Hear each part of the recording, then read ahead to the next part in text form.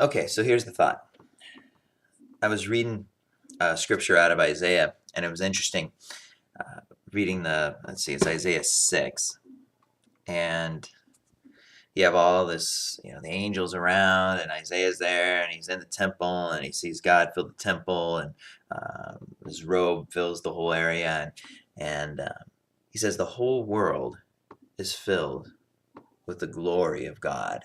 And I started looking into that word glory, and it's interesting because the word glory, it means kavod. It's the Hebrew word kavod. It means weight. It means heavy, meaning, significance. Everything around us, every moment, every aspect of our life is filled with the meaning, the significance of God.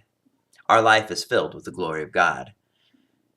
How often do we go through life and we just totally miss it? I love the story of Jacob when he's out there in the wilderness, and he deceived his poor old blind dad, and took off. Esau's brother's trying to kill him, and he's laying on this pillow that's a rock, basically. It's a rock as a pillow, and he's laying out there in the wilderness, and he looks up and he sees this ladder and these angels coming back and forth, and he says, surely God was in this place and I didn't know it. If I asked you, like, what is life? How do you define your life? What is, if I said, tell me about your life. Most people, they talk about memories, they talk about moments, talk about, all these different things, these scenes. And it's interesting. I was learning about the human eye, and one of the things a lot of people don't realize is that you don't actually see.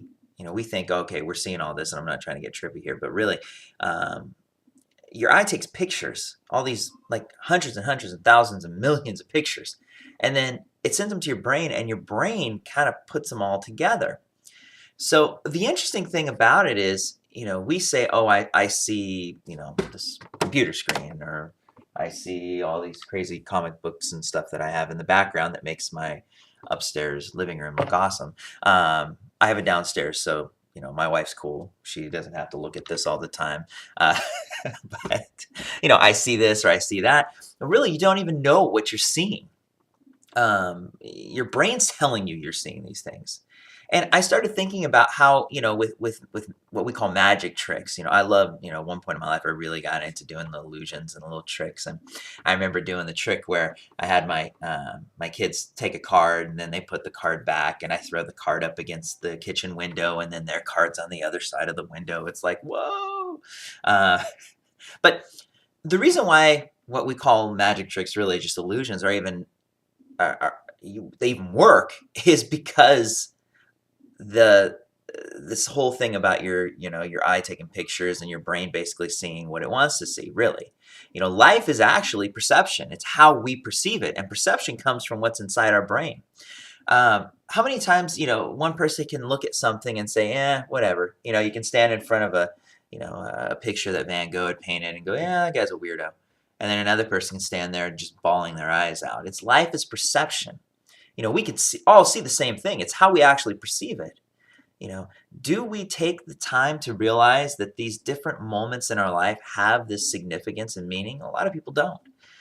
Every single aspect of our life is filled with the glory of God, but it's up to us to see it. It's up to us to perceive it and realize what's around us. I got this thing from just reading and thinking, and I was getting ready to put some things together that I wanted to talk about at our Bible study.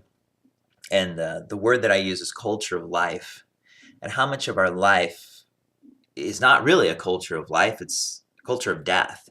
But the interesting thing about life, and when I started thinking of this word culture, I remember, most of us have when we were in high school, you go around and use a Q-tip and swab something and put it in the little petri dish and you culture it. And I started thinking about how much, how disgusting it is, first of all. I mean, you're like, whoa, is that really on the drinking faucet? Is that really on my desk? I heard something funny just recently. People, when they work in an office, and I do, and it's funny because people just eat at their desk sometimes. And one of the statistics I read is that the normal workspace of a person is dirtier than a normal toilet toilet seat. Seriously, this is an actual proven scientific type of thing. They went in, they cultured the different things. And so the joke is basically it's cleaner for you to go eat on a toilet seat in the bathroom than it is for you to sit at your desk and eat. But anyways, um, but everybody's probably done this where you culture and you have the thing. And I started thinking about that, how, it's funny when you take something out of your life and you just kind of put it in a little box and you just stare at it and, that's not life. It gets old. It gets nasty. God had provided the children of Israel when they were going through the wilderness with the stuff they called manna. And manna, it's interesting because the Hebrew word, it literally means, what is it? And he gave them this manna every day and he said, look, eat it and then get rid of it. Don't save it for the next day. Because if you save it, it's going to get gross. It's going to have worms in it and get all disgusting and moldy and rotten. And some people didn't listen to him and, they go for a midnight snack and it's like, whoa, that's disgusting. But see, that's the way life is. Life is something that you have to take day by day. It's something you experience. It's how you perceive it. It's how you see it. It's realizing that every little moment is important. You can't just hold on. It's something that you have to live through. You can't just say, this is my life, or this is my life, or this is my life. It's about living life. I started thinking about with the culture of life is getting back the wonder that we lose. How often do we, as we get older, we become jaded? And I'm, not just talking to other people, knowing myself too. As we get older, we get jaded. We we become cynical. We lose that wonder, that awe of life. We lose that childlike kind of just, wow, this is amazing. If you ever take a time, you look. I was recently when I was at work, I was helping out someone and they brought their little daughter with them, and I don't know, she was probably 2 or so, and the paper, I let her use some paper to draw on, and just the paper itself was so amazing, and she's looking at it, she's feeling it, and wow, this is something that I have reams and reams of sitting in my back room that I deal with every day, and to her, this was this amazing thing, and being able to draw on it and how it, felt and touched, and the way that the texture of it, and it had significance to her. It had meaning. To me, it's a piece of paper. I have thousands of them.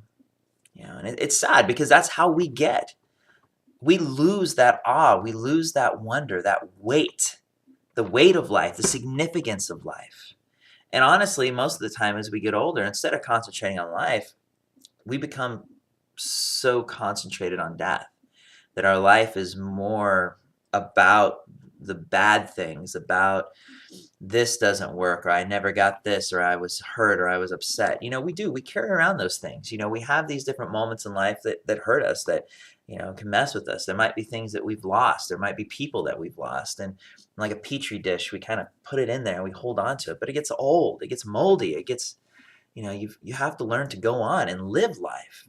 Not forgetting those people or those events or those things, because they were all part of this moment. They were all part of the significance, this glory of God leading us to where we're at today. But when we lose that sense of wonder, when we lose that childlike faith, when we lose the ability to just stop, look around us, and realize that God is here now, we miss what life is really about.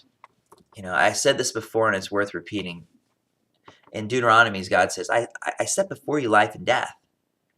It's there. Every day you have the choice. You have the decision to choose life so that you can live, or to choose death. To choose the blessing of God, or to choose the curse, which isn't of God, it's on this earth. The curse was there from the very beginning. God made everything good. God made everything amazing. God made this earth, and this is another thing, I probably said this before, it's worth repeating. God's not just going to throw this thing away. God's into recycling. God's into continuing using something, that he doesn't just throw things away like we do a lot. The earth is important to him, and it's supposed to be important to us.